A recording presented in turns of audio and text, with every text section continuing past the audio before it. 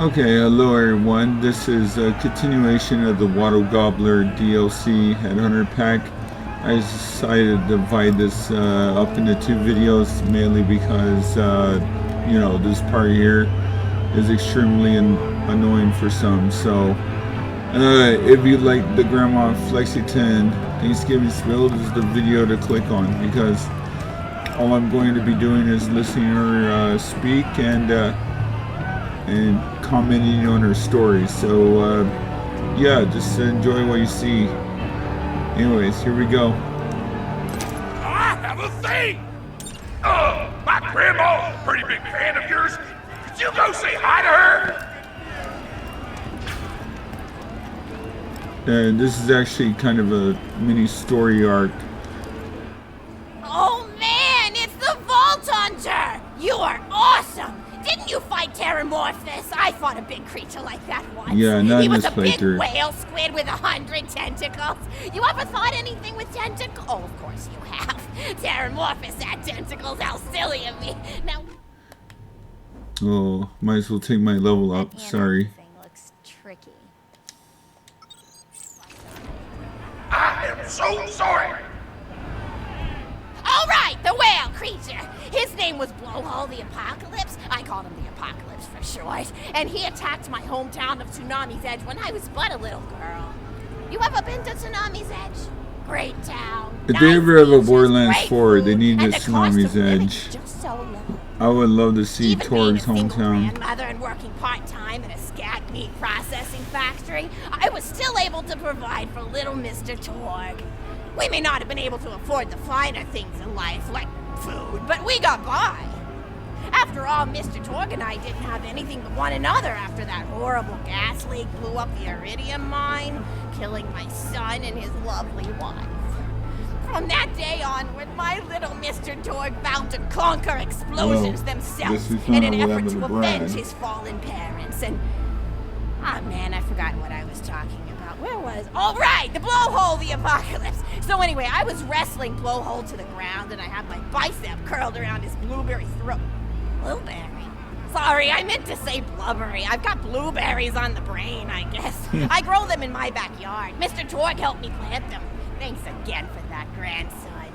I love you, Grandma! Anyway, I have my bicep around his blubbery throat, and Mr. Torg starts crying because he really likes whale squids and he doesn't want to see me hurt one. They are the princes of the ocean!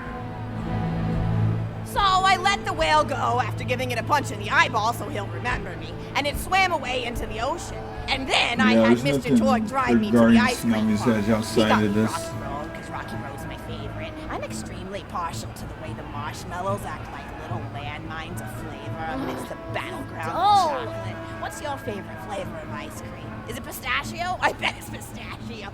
Oh, What's that reminds me! pistachio? You'll never guess who I saw today. Pistachio the Amazing!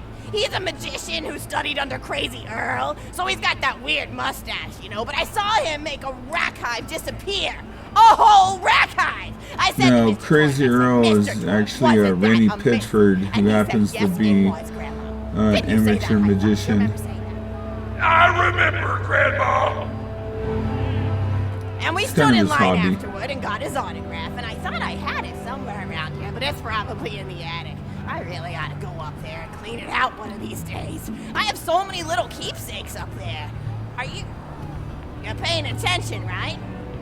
Say, what's my favorite flavor of ice cream? Rocky Road. Oh, so you are listening. How wonderful. You're an even better listener than my old pet Rack, Beasto. Beasto was Man, such a if you got it sweetie. wrong, you I gotta love hear the Rack. whole If spill you could over tame them, again. they are the sweetest pet you'll ever have. He used to just sit on my shoulder and bite chunks of flesh out of my neck to pass the time. I still remember the way he used to tweet. He went, tweet, tweet. It was so cute. I had a conversation with him once. I said, Mr. Beasto. He liked being called Mr. Beasto. It made him feel like an aristocrat. I said, Mr. Beasto, you're looking very cute today. And he said, oh, thank you, that's so nice. Or he tweeted in a way that made me know that's how he felt. And then he lowered his little head like he was taking a bow. It was adorable. Beasto was my third pet rack. First I had Woody. He got hit by a train. Then I had Anita. She got shot up trying to take vengeance on the train that killed Woody. And then I found Beasto making little poops on the windmill outside our house. After Mr. Torg and I wrestled her to the ground, I did a flying pile driver off a nearby town. Jeez. Got him straight in the spine and brought him down. We brought him in and fed him some skag steaks until he decided he loved us. I still miss Flying Beasto pile sometimes. driver. He just died of old age. Rack don't live much longer than a few years, but I treasured the time we had together. Poor Mr. Torg. When Beasto died, he cried for a week. The kids made fun of him at school, but I told him not to pay them any mind. Being in touch with your emotions is not a character flaw! That's right, High Five. Is something wrong? You look confused, Vault Hunter. Oh, you probably haven't heard anyone call Mr. Torg High Five before. The world may know him as Mr. Torg, but the Flexingtons always refer to him using his middle name. It's a Flexington family tradition, after all, to use your grandfather or grandmother's name as your own middle name. And my husband, High Five Flexington, God rest his soul, was the best grandfather Mr. Torg could have asked for before he passed. He taught Mr. Torg dang near everything he knew about firearms. Without High Five's teachings, I don't think the Torg Corporation would exist at all. Gosh, I still remember the first gun Mr. Torg tried to make after his parents died. A Jacobs shotgun with a stick of dynamite attached to the barrel.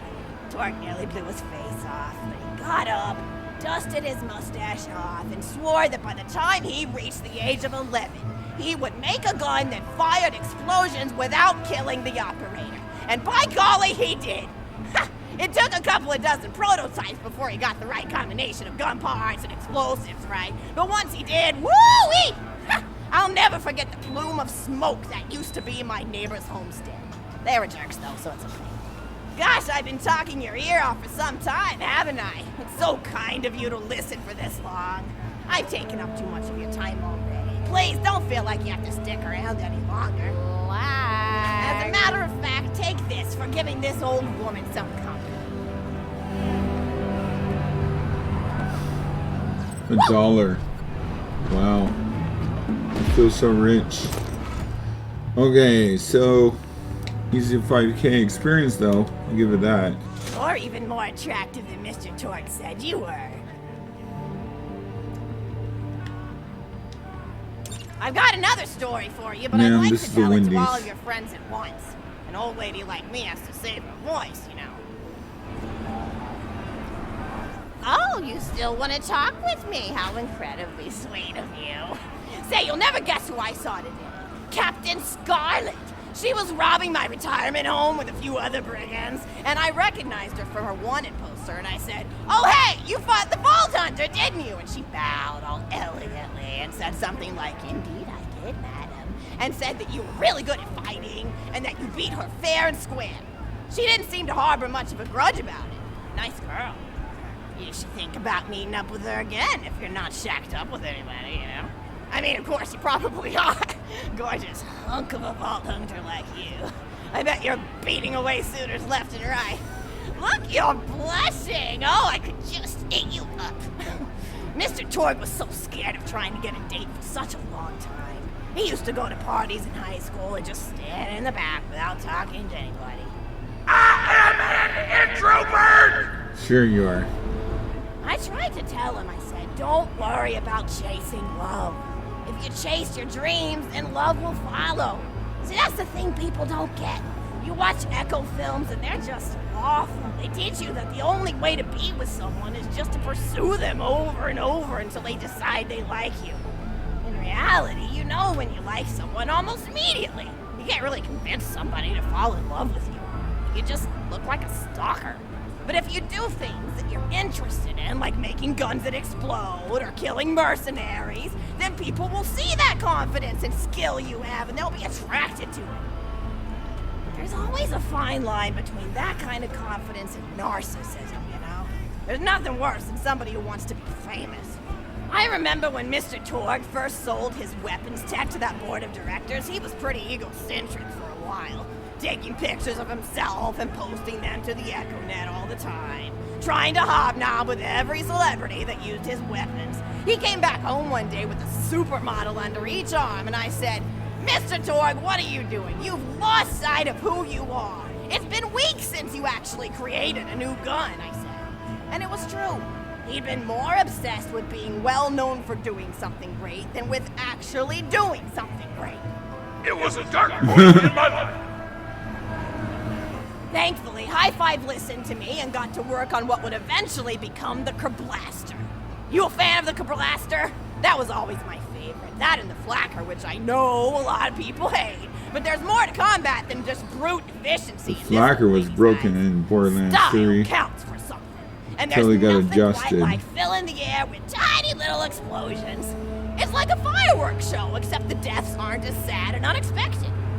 Actually, that reminds me, now that you're here, I wanted to throw some ideas at you for feedback.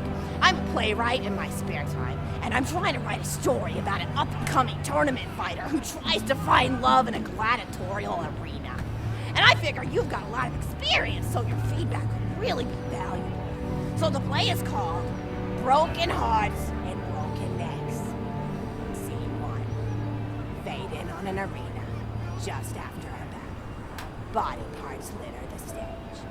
A lone If I don't warrior shoot, stands in repair, the or middle of screw the something in the stage. next few minutes, we're gonna have a Spotlight problem. illuminating her blood-stained armor. She stands, holding her sword triumphantly aloft. Valkyrie. Is there no warrior who can challenge me? Must I be destined to spend my life as the strongest, the bravest, the most invincible warrior this galaxy has seen? For I am Valkyrie, scourge of the gladiatorial game! Did someone just challenge me? From stage left, enter Mildred, a janitor with a heavy heart and an even heavier conscience. He begins I think that's sweeping under the me. body parts into a pen, which is colored green, and remember that because that's the only color they'll come out. Until melancholy overtakes him. He drops his bush fruit to the floor and falls to his knees before delivering a heart-wrenching soliloquy. The blood cannot be washed away. Not before and not now. Even as I attempt to escape the past which haunts me still. Must I live forever as a fraud, sweeping up the trash of others to hide my shame and avoid my pursuers? Must I forever remain on the periphery of... Oh no, you're leaving? I won't leave anymore. Ah, Chef Ridley. I'm gonna kill you for that. Suckers!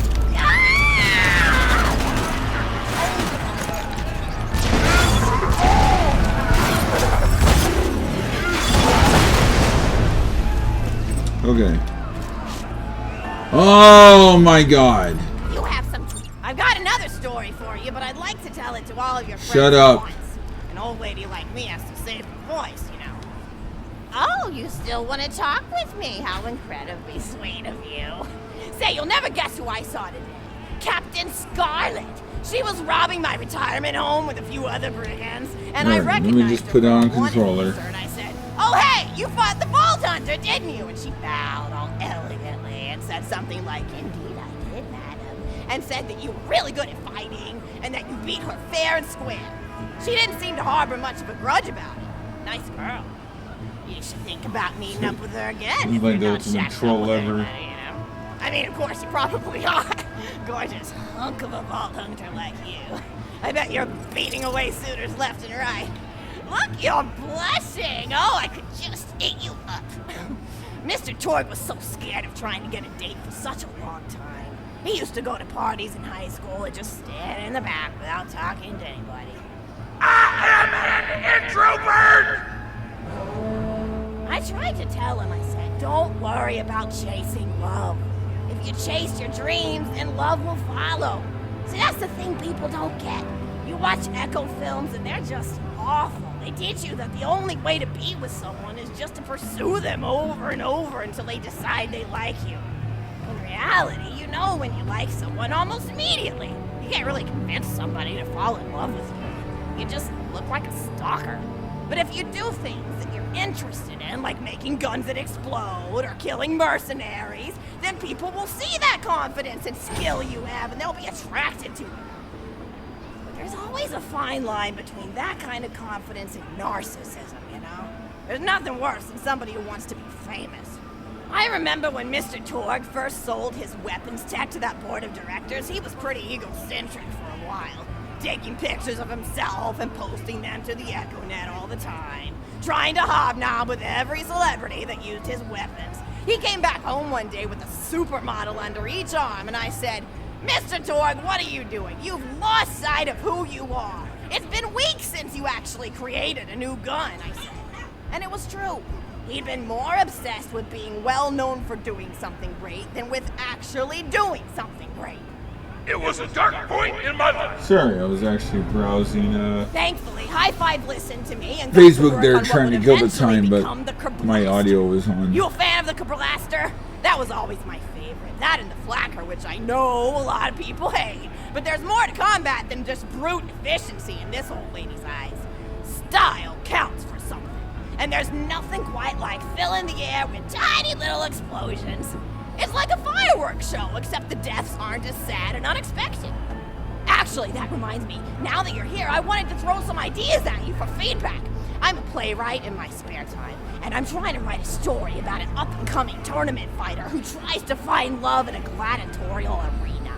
And I figure you've got a lot of experience, so your feedback could That's really where I be stopped right So there. the play is called Broken Hearts and Broken Necks. Scene 1. Fade in on an arena just after a battle. Body parts litter the stage. A lone warrior stands in the middle of the stage.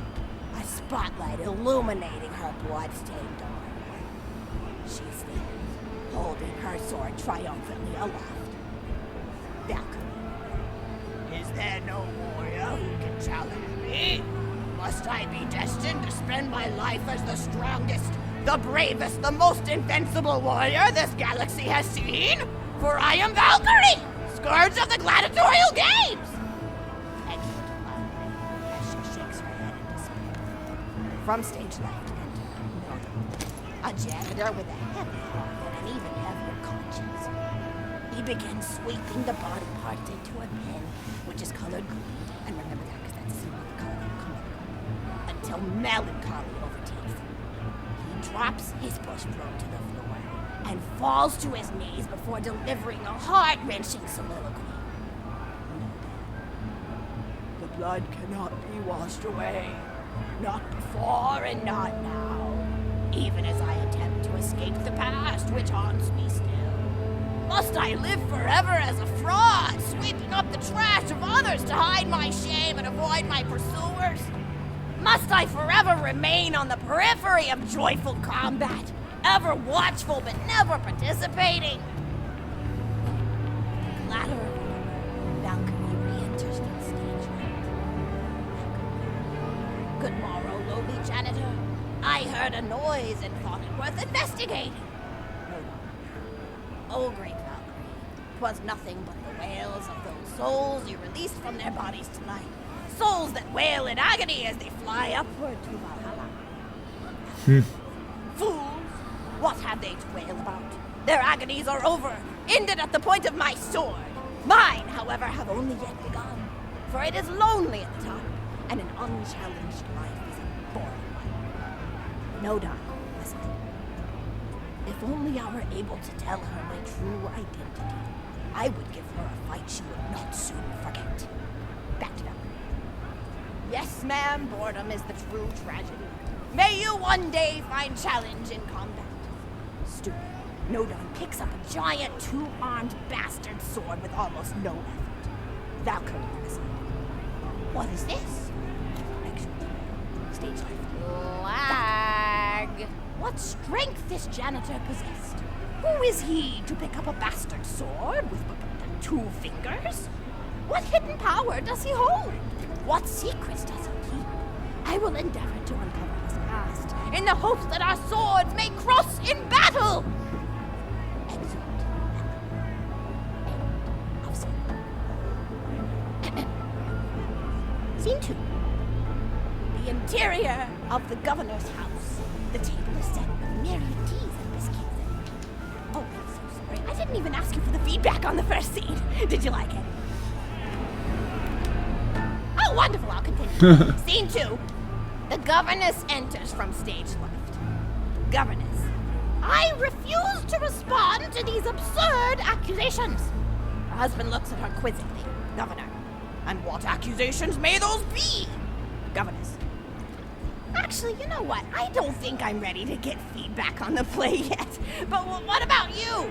What are you up to? Tell Grandma Flexington all about it. I bet you've had some amazing adventures. Mr. Torg told me about the time you all played bunkers and badasses together. He said it was one of the most fun and welcoming experiences of his life. Grandpa! You're embarrassing me! I want to play the tabletop version Sorry, of Bunkers sweetie, and but Badasses. really, you and the Vaultunders are his first real pals. It wasn't easy for Mr. Torg to make friends at school when he had facial hair at age 8, pecs at 8.5, and dead parents by age 9. Jeez. People found him intimidating, but I told him that he should be thankful for the fact that he Okay, looks Batman. different. Anyone who wouldn't be friends with you based on appearance wouldn't be a very good friend anyway. But he really does like hanging out with all of you. Most people these days want Torg to pose for pictures or blow something up by flexing at it. It's not often he gets to sit down and play games with people. Oh, speaking of games, did you play Going Back to the House yet? It's a new echo simulation about exploring a log cabin you lived in when you were a kid. There's no violence or anything. You just walk around looking at cereal boxes and remembering people you made out with. I really like where Echo Sims have gone in the past few years, don't you? There seem to be a lot more of them with interesting things to do beyond shooting people, and the writing has gotten so tight and concise. For instance, did you ever play The Samurai's Marker? The whole game's story was delivered through haiku. Did Zero write it or something? No, I'm just joshing. I know you're too busy for that. But oh yeah, I was playing At the End of the Pointed Gun last night on my Echo Sim player, and wow, is that fun. It's about a guy who punches This is longer than the smacks original. himself in What the the? face with doors. Easily one of the best punch-related comedy sims ever. I never heard But that Zero line I'm there. really looking forward to this game called Robot Hunter Assault Squadron, which is this big randomized survival game about throwing bottles at trees and accidentally scaring birds. In the demo version, I scared a bird so hard it died. 10 out of 10 in my book. But what kind of things do you do for fun? You play any sports? You look like you might be into some of the more extreme stuff, like spine hurdling or psycho head volleyball. I knew an athlete a lot like you when I was younger. Her name was Nijo, and she was especially gifted at the giblet toss. That's an old pastime we had back when I was younger. Idea was you punch a convict, and then see how far you could make their viscera fly across a big field. You got points based on distance and the size of the viscera. She won the final round of the giblet toss championship by getting a left eyeball to cross the 300-meter mark. Jeez. They said she was juicing with iridium, but I think they were just angry that she dethroned the reigning champ, misogynist Jeff. People really liked him for some reason. Hey, what's your favorite food? Mine's burgers, personally. People look at you like you're a pleb or something when you say you like burgers, but just think of all the things you can do with them. You can change out the patty, play around with the toppings, change what sides you have. You ever have a burger with veggie chips? Gosh, I all but forgot about fries for about a year after I discovered the veggie chip combo. And I'm not a vegetarian or anything, but those veggie patties they make on the more upper class worlds are crazy good. Better than real meat if you cook it right.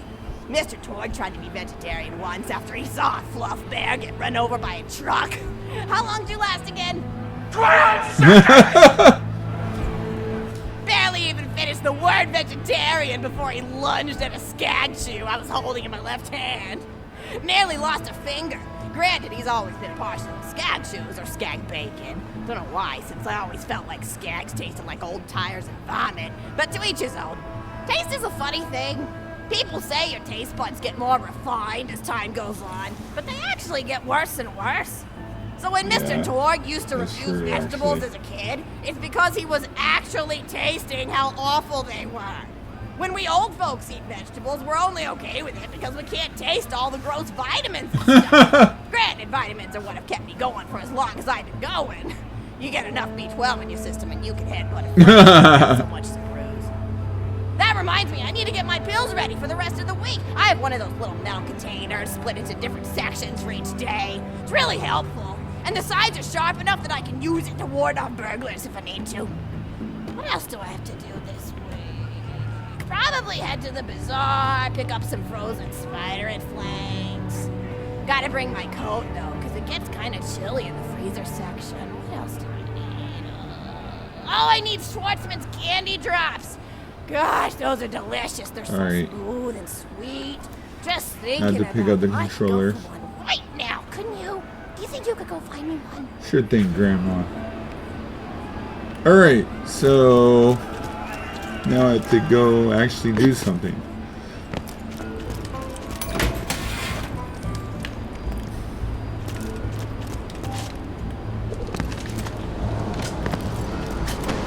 Whoa!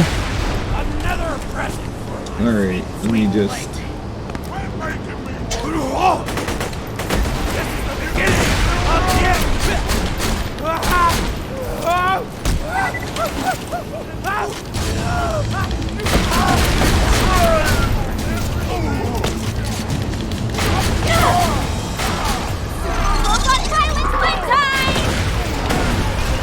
That was close. No, it wasn't!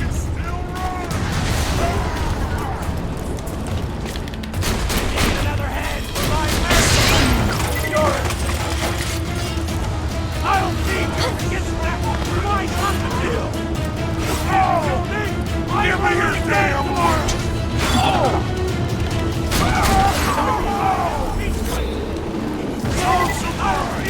Get back.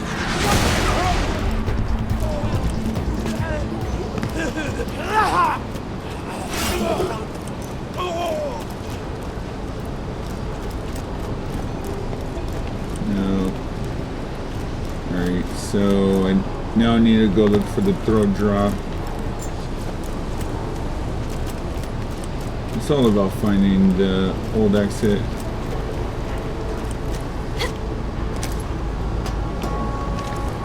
The old exit for it. There we are. I have to go here for it.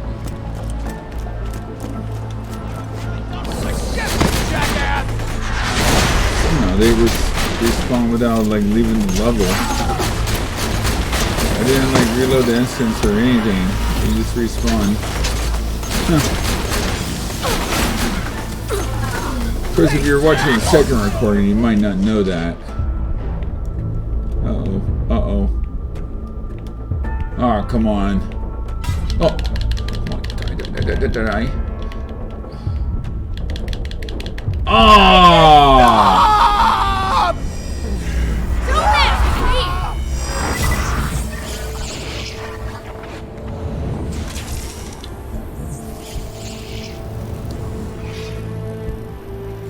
I got the old face going on. The Hyperion Corporation is sure none of that was your fault. Yeah, sure wasn't. Alright, you're back at full health. Somehow beat you.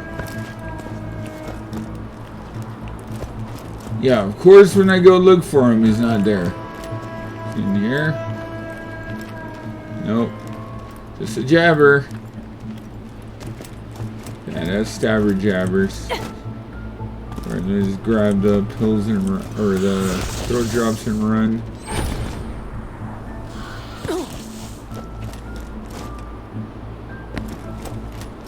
That's a Schwartzman candy drop. Grab it for me, will ya? Oh, I can taste it already. Oh, of course. Okay.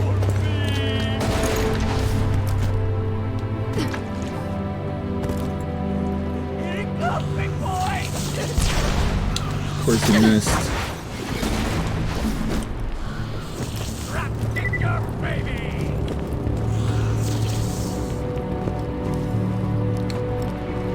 She got it.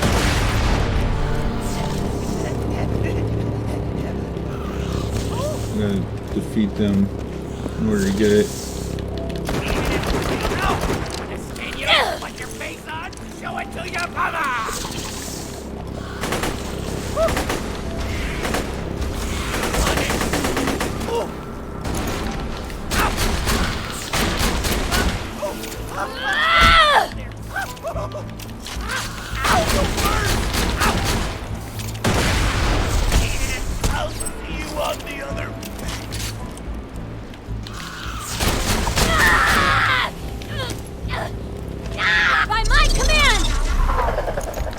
Proton blast.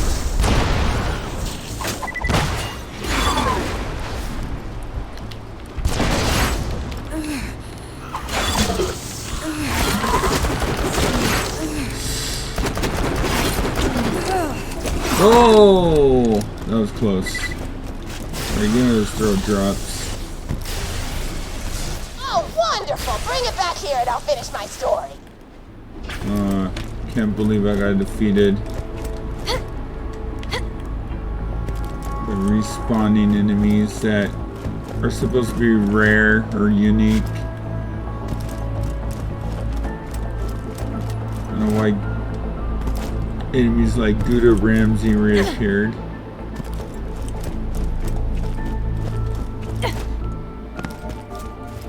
They might have did something with the edit to allow it to happen.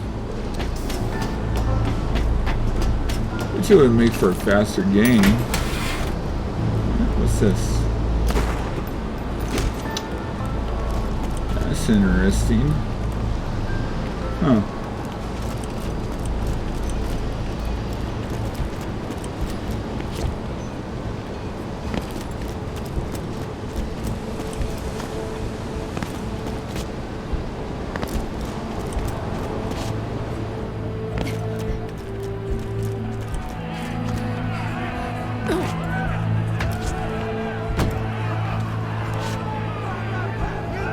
Okay, back to the story.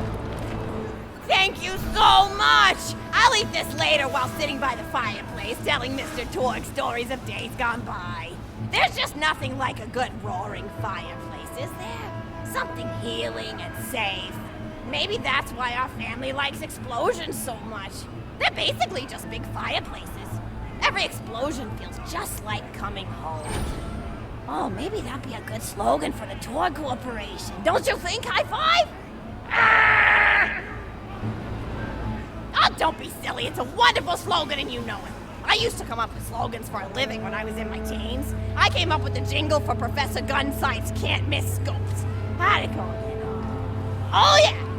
If you try to shoot but you miss a lot, then give Professor Gunsight Scopes a shot. Ha! And then they played a gunshot sound effect and someone going, ah!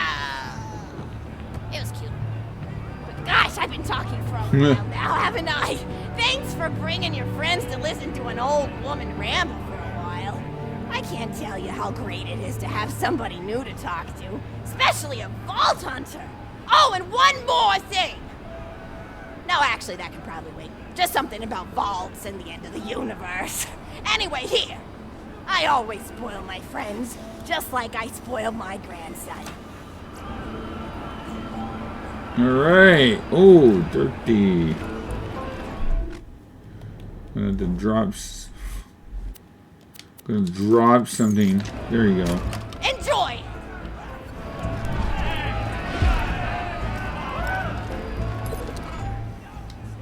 Rock and compensation! Ow! I kind of like her air guitar riff better than Torg's.